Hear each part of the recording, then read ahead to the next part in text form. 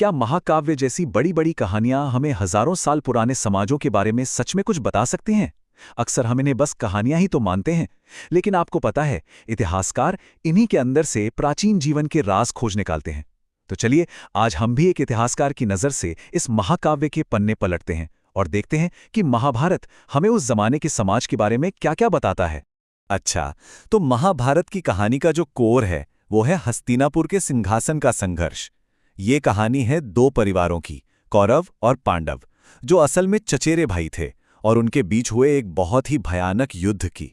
लेकिन ये सिर्फ एक लड़ाई की कहानी नहीं है, बल्कि ये सत्ता, धर्म और परिवार के उलझे हुए रिश्तों की भी कहानी है। और यहीं पर सबसे बड़ा सवाल खड़ा होता है। एक हिस्टोरियन के लिए ये एक बहुत बड़ी चुनौती है। भई, एक साहित्यिक किताब का इस्तेमाल इतिहास जानने के लिए कैसे किया जाए?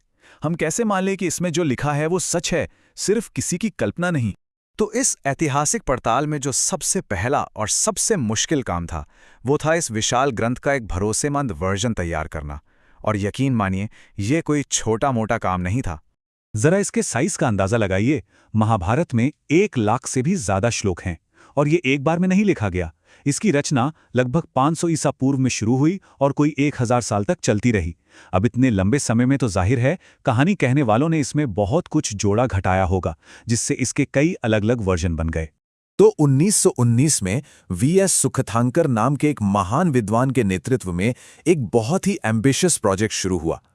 पूरे भारत से महाभारत की अलग अलग पांडुलिपियों यानी मैन्युस्क्रिप्ट्स को इकट्ठा किया गया।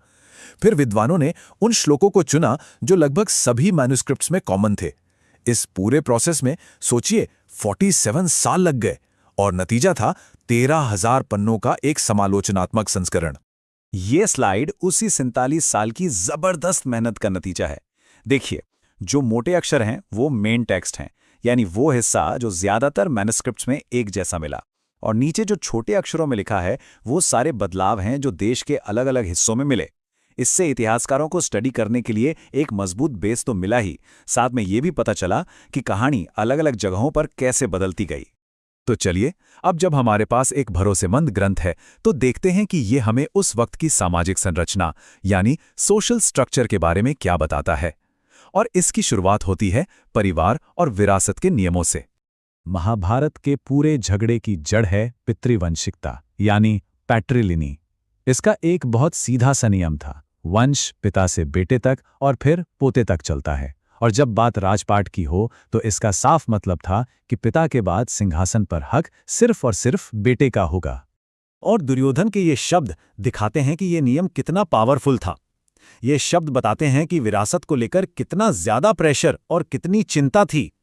सिंहासन हाथ से जाने का डर मतलब दुनिया की नजरों में अपनी अहमियत खो देने का डर। लेकिन क्या ये नियम पत्थर की लकीर था? नहीं, बिल्कुल नहीं। इतिहास हमें बताता है कि पितृवंशिकता एक आदर्श जरूर था, लेकिन असल जिंदगी में इसके कई अपवाद भी थे। अगर बेटा नहीं है तो भाई राजा बन सकता था। कभी कभी तो दूसरे रिश्तेदार भी अपना दावा ठोक देते थे।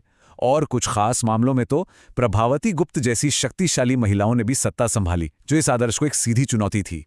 परिवार की बनावट सिर्फ विरासत से ही नहीं, बल्कि शादी ब्याह के नियमों से भी तय होती थी।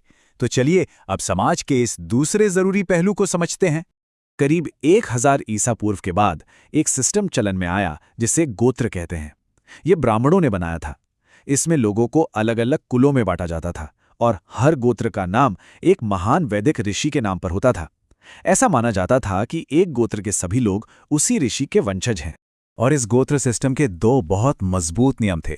पहला, एक ही गोत्र के लोग आपस में शादी नहीं कर सकते थे। इसे बहिर्विवाह या एक्सोगैमी कहते हैं।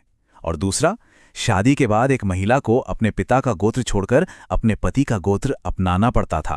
तो ये थे आदर्श नियम जो धर्मसूत्र और धर्मशास्त्र जैसी किताबों में लिखे थे। ये किताबें बताती थीं कि समाज को कैसे चलना चाहिए। लेकिन अब बड़ा सवाल ये है कि क्या आम लोग वाकई ये नियमों को मानते थे या ये सिर्फ किताबों की बातें थीं? और इसका जवाब हमें एक बहुत ही दिलचस्प ऐतिहासिक केस से मिलता है, जो इन आदर्शों को सीधे सीधे चुनौती देता है। तो मिलिए सातवाहन शासकों से। इन्होंने पश्चिमी भारत और दक्कन के इलाके में राज किया। ये हमारे लिए खास इसलिए हैं क्योंकि इनके पत्थरों पर लिखे शिलालेख हमें एक ऐसी कहानी सुनाते हैं जो किताबों में लिखे नियमों से काफी अलग है। यहाँ देखिए नियम और हकीकत का टकराव कितना साफ है। ब्राह्मणों का नियम बहिर्विवाह कहता था कि शादी अपने गोत्र से बाहर करो और शादी के बाद औरत पति का गोत्र अपनाएगी। लेकिन सातवाहन रानियों ने अपने पिता का गोत्र नहीं छोड़ा। और तो और कुछ राजाओं ने तो अपने ही गोत्र में शादी की, जिसे अंतर्विवाह या एंडोगेमी कहते हैं। ये तो नियमों का सीधा सीधा उल्लंघन था। अच्छा, तो इतिहासकारों को ये सब पता कैसे चला? जवाब छिपा है उनके नामों में।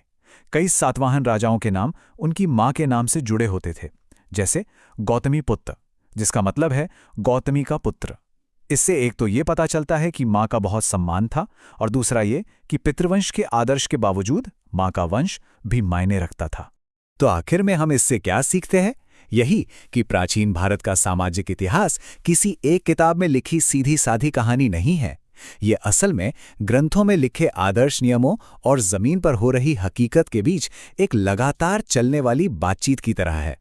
और ये बात हमें सोचने पर मजबूर करती है, अगर महाभारत जैसे एक महाकाव्य में समाज के नियमों और उनको तोड़ने की इतनी परतें छिपी हैं, तो जरा सोचिए हमारी दूसरी प्राचीन कहानियों की पंक्तियों के बीच और न जाने कौन कौन से अनकहे इतिहास दबे होंगे।